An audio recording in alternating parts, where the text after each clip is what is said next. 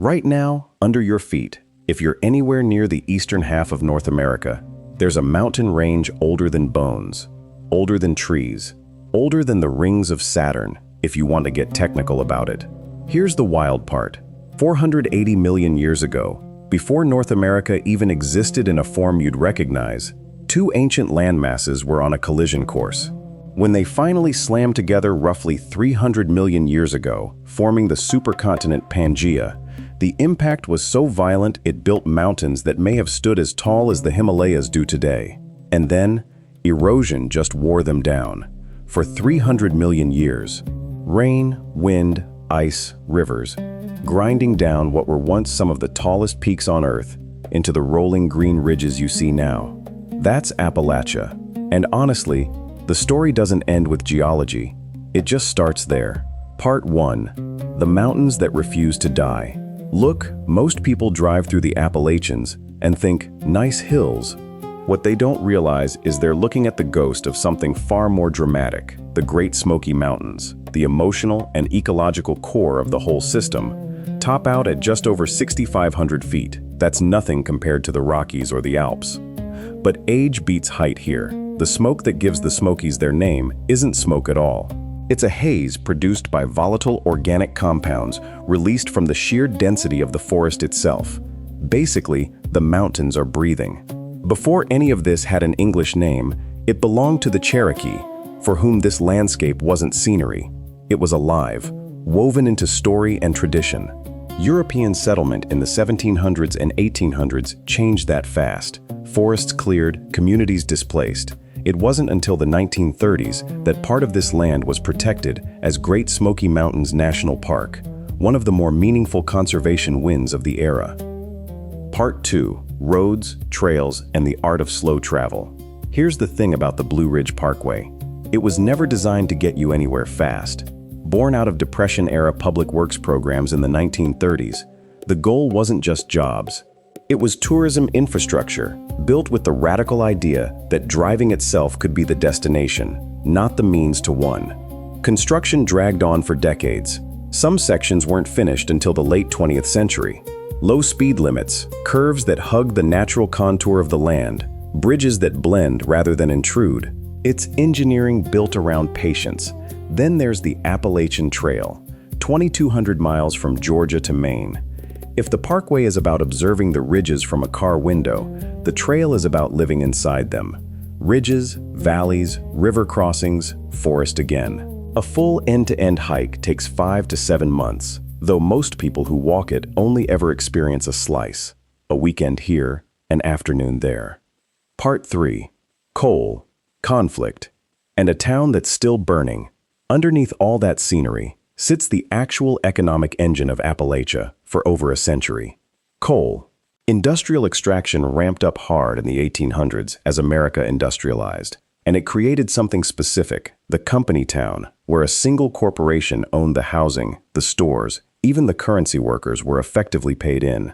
Wages went out one door and came right back in through rent and company store purchases. It was dependency by design.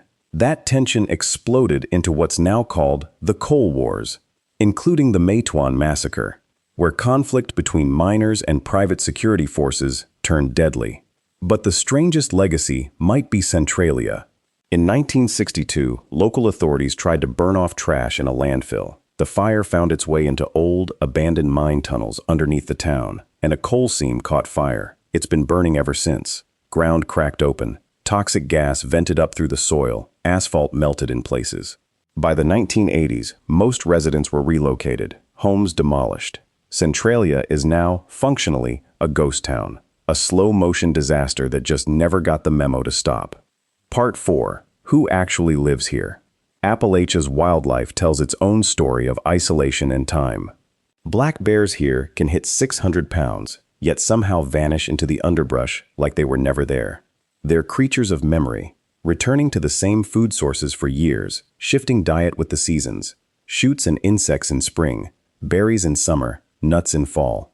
And, despite the size, conflict with humans is rare. Retreat is the default setting. Then there's the salamanders, and this is the part people never expect. The southern Appalachians are basically the salamander capital of the planet. Around 30 species inside the Smokies alone, many found nowhere else on Earth. Why? Three things stacked together: a humid, stable climate, ancient, deeply carved terrain that creates thousands of isolated microhabitats, and enough evolutionary time, millions of years of stability, for species to quietly specialize themselves into distinct forms. Add in the pileated woodpecker, nearly 20 inches long, a wingspan over 2 feet, capable of tearing apart dead trees to get at insects, and you start to see this isn't just old land. It's land that's had enough uninterrupted time to get weird and specific in the best way. Part 5. The High Points and the Strange Ones. Mount Mitchell is the tallest point in the entire Appalachian chain at 6,684 feet. Cold enough at the summit to host spruce fir forest that looks more like Canada than the Carolinas. It's named for Elisha Mitchell, the geologist who confirmed it was the East's highest peak, and who tragically died nearby in 1857 while remeasuring a waterfall.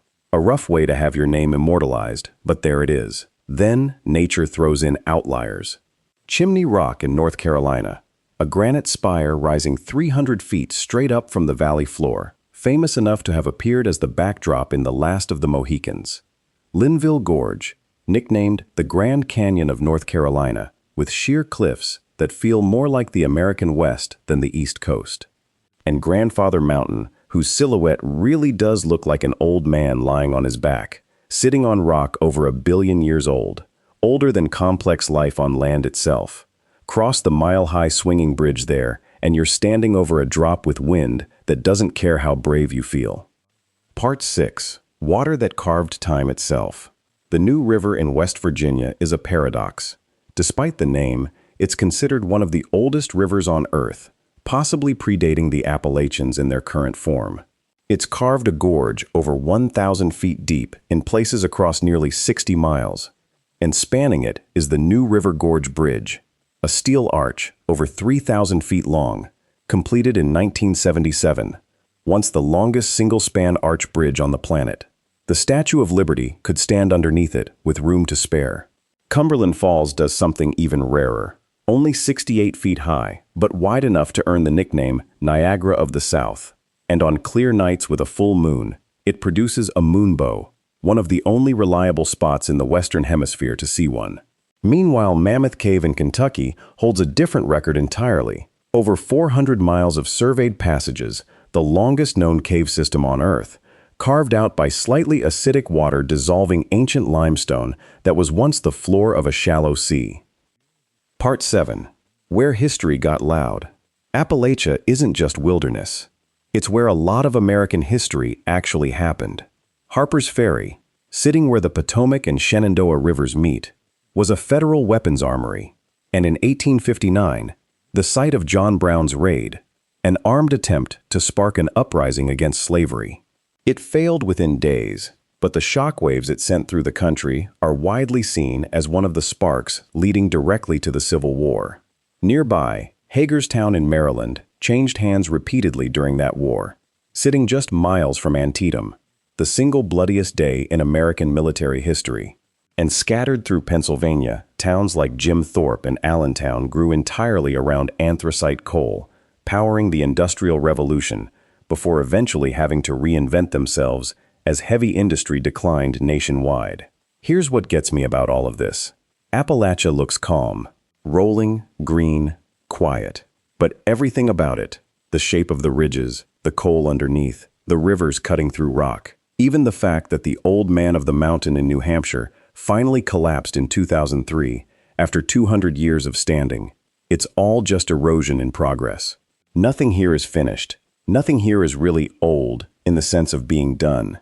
Given enough time, tens of millions of years, these mountains will flatten into plains. And given more time after that, new mountains may rise somewhere else entirely. Because the Earth doesn't really stop building. It just doesn't move at a pace we're built to notice. Which maybe puts things in perspective. Whatever feels permanent right now, a city, an industry, a way of life, is running on a clock that's nothing compared to the one under your feet.